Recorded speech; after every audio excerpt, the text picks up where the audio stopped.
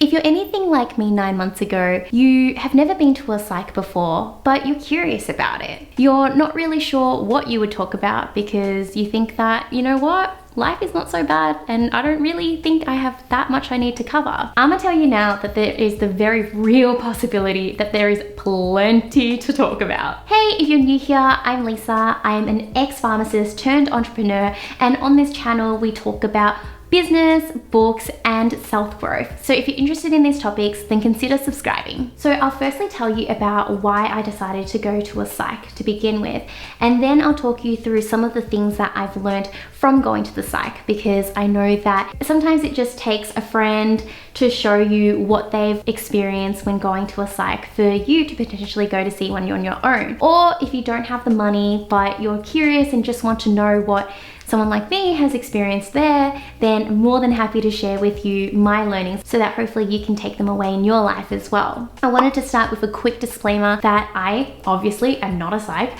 so I'm sure that the things that I learned are a very dumbed down version of, you know, a scientific explanation of what's going on in the mind, but nevertheless, I guess I feel that layman's terms is often the best way to learn something. So a couple of years ago, I started on this mindfulness journey. I started reading a lot more books about the brain, about the inner monologue that goes on, and I picked up yoga as well, which helped me feel more in tune with my body as opposed to the monkey mind that I have. And if you're not aware of what the monkey mind is, it's essentially just your brain just running really fast and never stopping. It's always jumping from one thought to another thought to another thought, even if they're not necessarily productive. And we all do this to some extent. So at the start of 2020, I knew that I had a bit of monkey mind going on. And although I was dabbling in a little bit of meditation and I was doing yoga every day and I was reading books about it, I felt like I had reached the point where I had done as much as I could on my own, and I wanted some professional help, an outsider's perspective, to help me glean more insight into my own life. And that's why I decided to go see the psych. For a long time, I delayed going to a psych. I didn't really know what I wanted to talk about, except that I just knew that going to a psych would probably be helpful in some way. So I was thinking about this for quite a bit of time and eventually settled on one thing that I thought maybe I could talk about. And this is really funny because at this point in time, I only thought that I had this one thing that I could possibly talk about, and once we solved that, I'd be on my merry way and that would be that.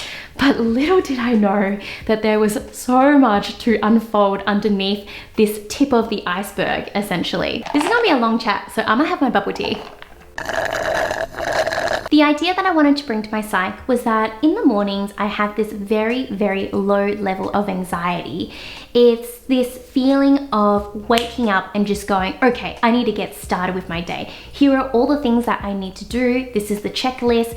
Let's just get on with it. And there's this sense of urgency that powers me through the day, which in a way can be good. But I think if I'm starting to see it as anxiety, then it's not necessarily as fruitful anymore. It's probably more on the side where it's not as productive to me having a happier, healthier daily life. So I wanted to talk this through with my psych. And lo and behold, 8 sessions later, we are still chatting about this concept, but also it's broken out into many areas of my life. It actually tells me that I was actually quite naive, and I think I'll be going to see a psych for a while to come. So let's talk about some of these things that I've learned. Number 1, feelings are clues. We all experience an array of feelings each and every day, and every moment of every day. But what I realized in my case is that I'm not as in touch with my feelings as I could be. My psych often says that I'm very cognitive, which means that I spend a lot of time in my brain, and my brain rationalizes things. So for example, if I feel frustrated about something, rather than actually feeling the frustration, my brain will take over and will think, okay, I'm frustrated. How do I get over this? What are the next things I need to do? What are the next steps so I can solve this bad feeling that I'm feeling? What I've learned from him is that we shouldn't try to ignore these feelings, or we shouldn't try to let our brains just take over and not allow us to actually feel these emotions because emotions are clues to how we actually feel about something. An example of this is, say 2 weeks ago, I had a meeting with a lady who I really look up to, and so this was a big deal for me, and I needed to get ready for it. I needed to prep for the meeting, which took me basically an hour from when we actually started the meeting, plus a couple of hours beforehand on the days prior to that. And I was ready at my desk waiting for her to jump onto the call, and I get an email at about 9:05 saying, hey, I'm really sorry, I have to cancel our meeting. And I immediately just felt so frustrated and just so mad at the situation, even though I couldn't be mad at her because I value her time and I get it. Like, I don't think she would have cancelled on me if she didn't have to, but I was just feeling so frustrated. And normally what I would do in that time is I'd just move on with my day. I'd put those meeting notes aside and just get on with the task for the day, and I'd just work through the day. And by working through the day, I, in my brain, would tell myself that I would start feeling better over time because I was starting to accomplish things and tick things off, which would then compensate for the one thing in the morning that I couldn't tick off and that I wouldn't be ticking off for another however long until we agreed on a new meeting time.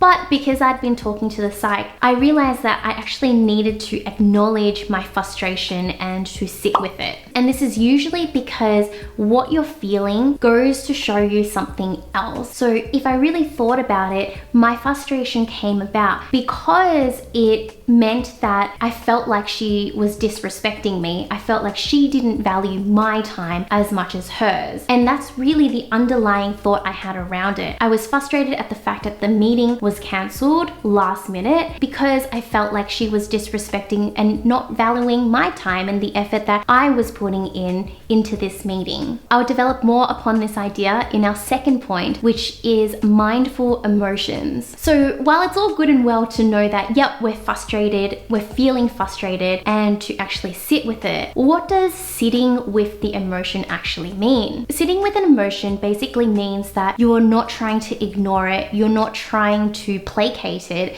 you are just letting it exist as it is. Using distractions without acknowledging the original distress isn't helpful because that's most likely just going to lead to increased distress. And if you pretend that it doesn't exist with whitewashing, which means just glossing over it, that's essentially doing the same. If we keep whitewashing or using distractions, we're not allowing our bodies and our minds to properly attune to the emotions that we're experiencing. It's sort of like a habit that you develop over time and only something that you get better over time.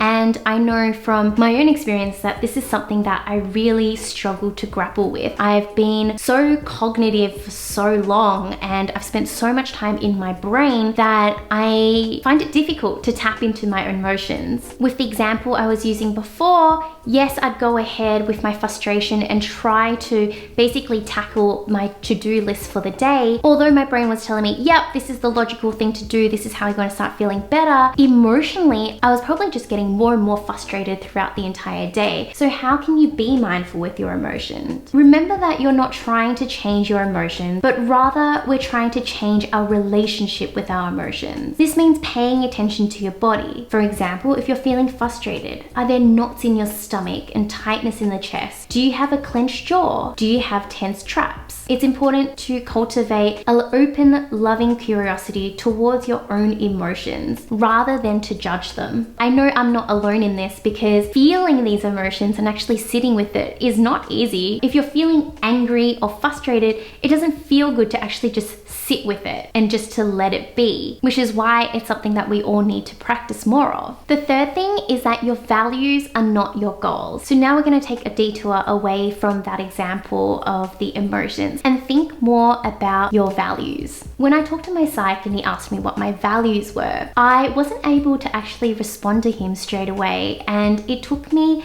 some time, and it is still taking me time now to try and figure out what my values are. We've spoken a lot about how how money doesn't necessarily lead to happiness. And that's something that I really feel as I'm getting older and as I'm starting to make more money. I'm realizing that as my income increases, my happiness doesn't increase the same amount. In fact, if anything, I'm probably being more and more hard on myself and having more days where I'm less content with actually how much I'm making, which is really ironic because I'm actually making more than I ever have before. So what's going on here? So when we talked about it, I told him my goal is to earn enough passive income, say 70 to 80 grand, to replace an average Australian income so that I can just enjoy life essentially. But he asked me, okay, why do you have this goal? And I said, oh, I have this goal because I want to be financially free. And I thought that that was my value. But he said, that's still not quite right. We want to dig even deeper and ask the why. So why do you want financial freedom? Well, I want financial freedom because I want stability in life and I want security. Why do you want stability and security? Because I want to be able to spend time with the people I care about. Why do you want to spend time with people you care about? Because I value my family and my friends, and the relationships I build with them are more meaningful to me than anything else really. So asking yourself the whys and constantly digging down will help you find your values. I think the idea is that you want to have your values and create your goals based off those values, because sometimes you can create goals but they're not necessarily aligned with your values, and that's when a little bit of tension can occur. Although I've been going to my psych for almost a year now, I've actually only had 8 sessions or so. So we had a few sessions and a really big long break during COVID,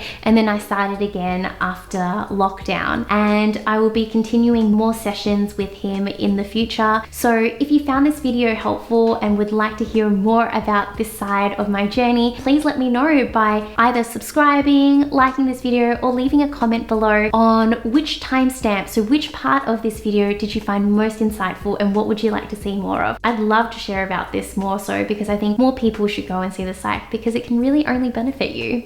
Cheers to that, and I will see you guys next time. Bye!